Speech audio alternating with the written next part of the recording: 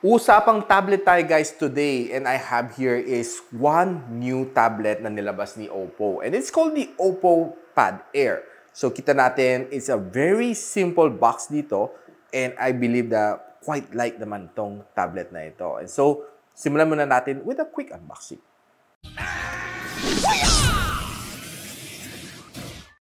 So hi guys, ako pala si Richard ng Gadget Sidekick, and welcome back to my channel. And of course, you can see the word pad is quite big dito sa OPPO Pad Air. And on the side, it's pretty clean. Wala halos printing, just the word OPPO. And what I have here is the 4 gigs of RAM, 64 gig of storage, and the color is color gray. Buksan natin. Ooh, medyo magaan guys. It's weighing only at 440 grams. And sa ilalim, we can see that there's 2 loudspeakers here, and of course, ang kanyang Type-C port. On the other side, we can find na meron siyang volume rocker, microphone dito, another microphone here, and probably a memory card slot. Sundutin natin. Yes, it's a memory card slot. On top, sabi niya, it's being calibrated by Dolby Atmos, and 2 more speaker dito, so making it quad speaker, and of course, ang kanyang power button. On the other side, malinis, except there are some prints over here. And dito sa likod, ang kanyang 8MP na main camera sensor. And sa harap niya is a 5MP na front-facing camera. And what's nice dito sa kanya, sa likod, may braking line siya dito. And dito sa kanya medyo kakaiba yung design niya, no? It's not a flat one. Medyo may pagka-umbok-umbok siya na linya. Which for me, medyo artistic naman siya. Quite nice. But of course, if you use a case naman, well, quite negligible naman siya. And dito sa kabila, it's quite smooth. And of course, hindi siya fingerprint magnet. Inside here, we have the Type-C cable. 18 watts of fast charging. SIM ejector tool. Quick start guide. And safety guide. So if you boot up, ito ang magiging itsura ng iyong screen. So you can freely calibrate your brightness dito.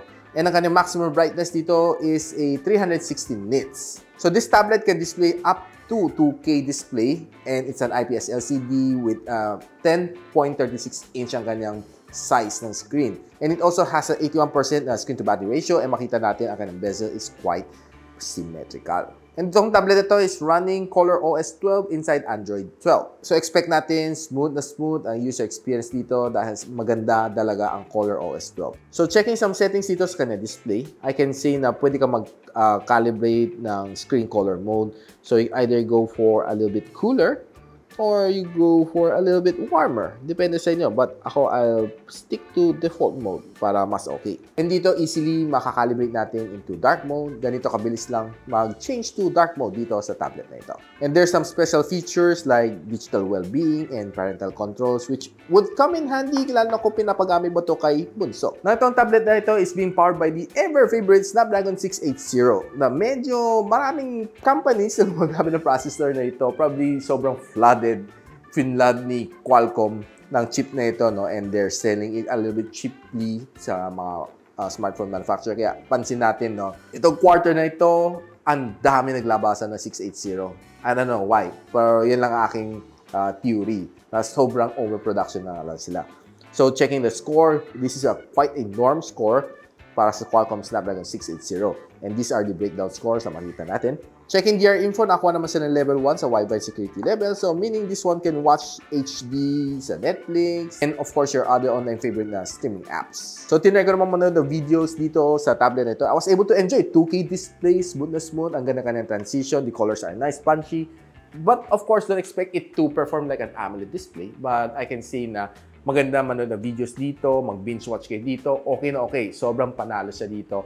And of course, ang kanyang quad speaker is another thing to consider. Ang lakas nga ng sound. And I really enjoyed watching videos dito. Lalo yung sound is very, very immersive. And right now, bigyan ko ng isang quick sample na sound na mapapakinggan nyo dito sa tablet na ito.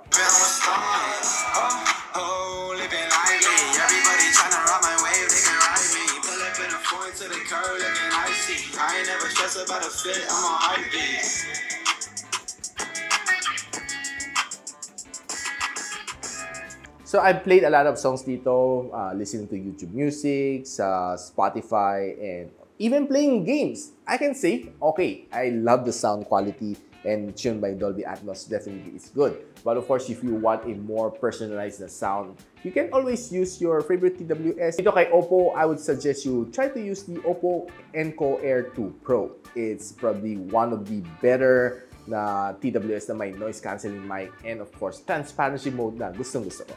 Now, another thing that you can consider doing dito sa tablet na ito is to check your favorite social media, TikTok, Facebook, Instagram, and of course, Twitter. Okay, smooth na smooth ang kanyang transition. Even na hindi pa siya 90 Hz. Now guys, if you are looking for a nice tablet stand na very easy to fold away, I would recommend this one from Shandy. And nabili ko to sa Shandy Philippines. It's also available sa Shandy Masangkay. All I need to do is just simply fold this one. Ganun lang. And wala na. I mean, ang nipis lang niya, no? So, it's easy to use. Ang bilis lang niya i-mount. Ang bilis lang niya itago. So, this is simply perfect together with your Pad Air. Try to play a game dito sa Call of Duty Mobile dito sa tablet na ito. And knowing na Snapdragon 680, it can perform. Kaya naman niya, walang problema. I was able to play the game even though medyo malaki yung screen. Siyempre, medyo kanting sanayan lang. But of course, yung field of view mo is malaki. And I love it kasi 2K display, ang bright. Okay naman siya. And of course, playing the game, medyo naninibago lang ako dahil ang laki nga ang aking screen. But overall, I was able to breeze through the game for 1 hour. And nag-enjoy naman ako. And probably this tablet would be nice for games like Mobile Legends. And probably medyo mas mahirapan siya ng konti sa Genshin Impact. So I did try to use its 8MP camera module, taking some quick outdoor shots. These are some of the quality ng shots na I was able to get. Well, not the best. Of course, don't expect smartphone-like camera resolution. For me, ang tablet is more used to take in some documents na photos and some quick na videos for Zoom. Beyond that, medyo hindi ko na siya masyado ginagamit to take in some photos. And checking some selfies, okay naman. Well, not the best, but okay na. Pwede naman pumasa kahit papaano. So, tinayin naman natin gamitin itong tablet na ito, si OPPO Pad Air, to take some video. Let's just think na ginagamit ko siya for Zoom, for Viber video call, and other video-related apps. So, ito ang quality na makukuha natin. So guys, I'm right now using the OPPO Pad Air, and this is how your video is going to look like if you use it for Zoom class, or Viber chat, or Facebook Messenger chat, or probably any video chat app that you have. This is the recording quality that you'll be seeing, plus the audio is recorded using the default mic.